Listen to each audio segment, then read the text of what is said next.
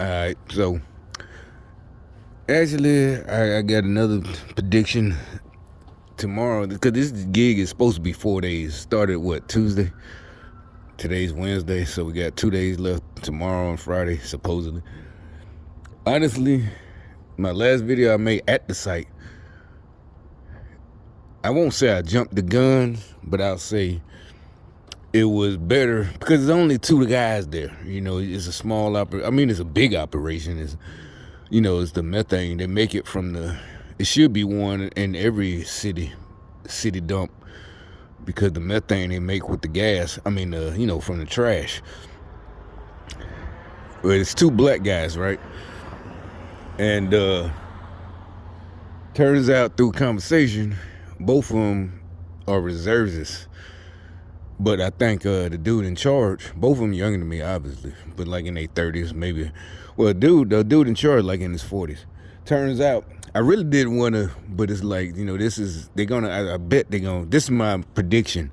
Tomorrow's everything, it might not. I might make a video tomorrow saying I was wrong, which would be great if I'm fucking wrong. I'd love it if I was wrong. Because today, now we still did the same label we do. We did some, nothing new to me. The one in the video yesterday who was smoking, he didn't show up. So I guess he said I don't know what happened. And his puppet masters told him not to come. Whatever. It happens, especially a lot with this gang stalker shit, because it's supposed to be, we're not getting paid enough, or the Democrat shit. It's everything's racist. But you saw the guy. I think I stopped the video, the short one, when I was in the beginning. I talking about you're not gonna see me no more. The joke, because Buddy was out there smoking, and you can see it, you can smell it. It's methane. It's like I'm pretty sure everything's locked down.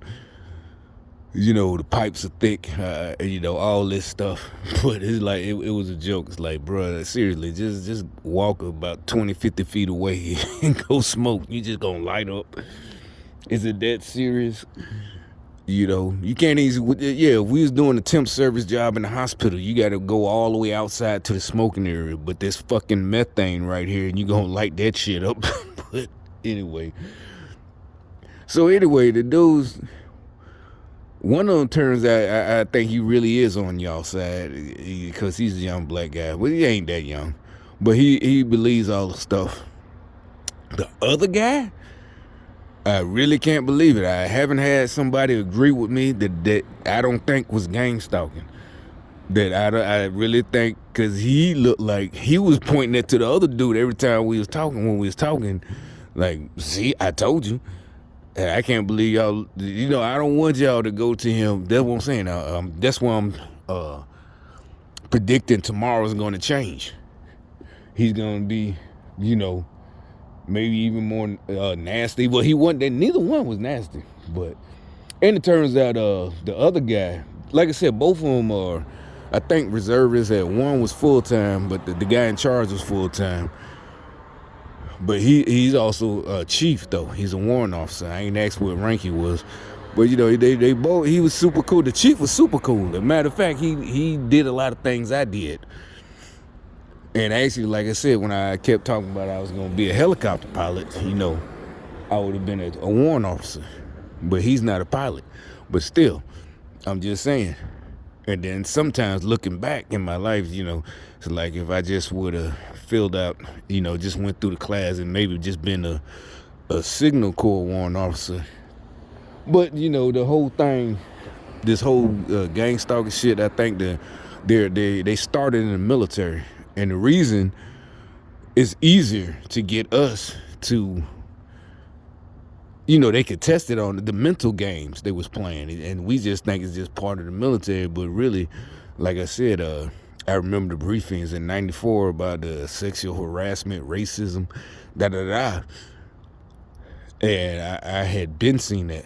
But anyway, the point is, so he agreed about the lockdown and this and that. He's like, it's like he's like, I told you.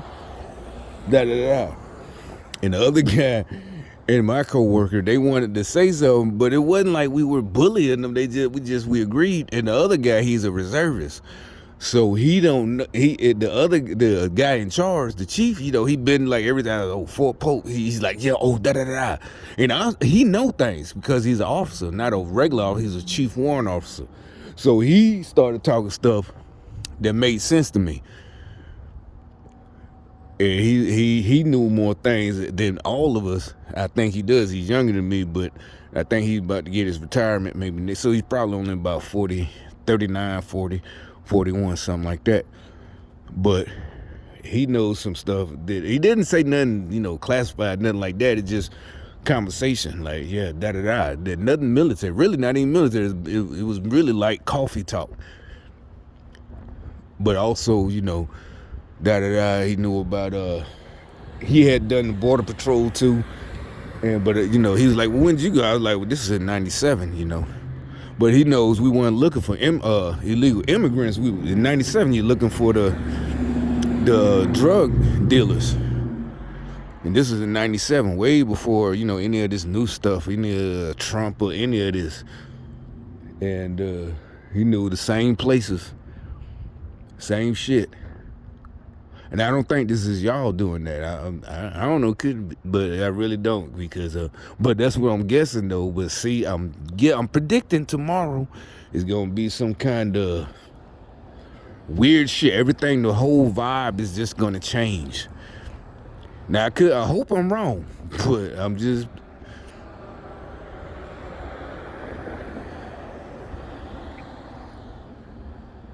Or maybe, I don't know, y'all did approach him and he just won't do it. Not because of me, but he really has good, convictions. But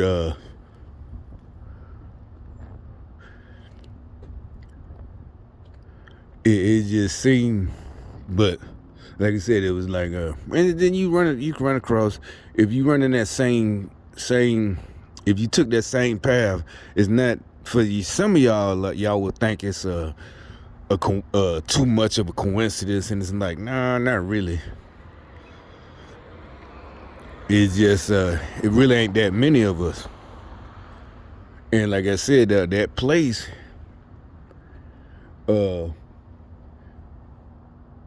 this job, it's this little gig for this week, it's because when I asked the other guy, the first thing I asked, I was like, well, damn, did you have to go to get trained? He's like, nah, just be mechanically inclined.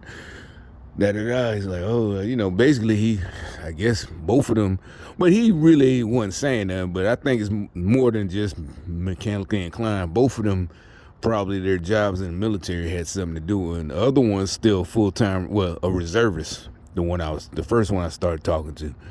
But the other guy who was in charge, he left a lot. So basically, and another thing that it was kind of, that's why the whole thing was all right, because really it was just me and the other temp. And we ain't touching nothing. We just doing manual labor, moving stuff. Cause the new guy, the chief, he just cleaning up. And that's all we had to do. They being all extra nice, like, I guess because they don't want to do it. It was like, nah, we don't care, man. Shit, this ain't nothing. Actually, it got through real fast. But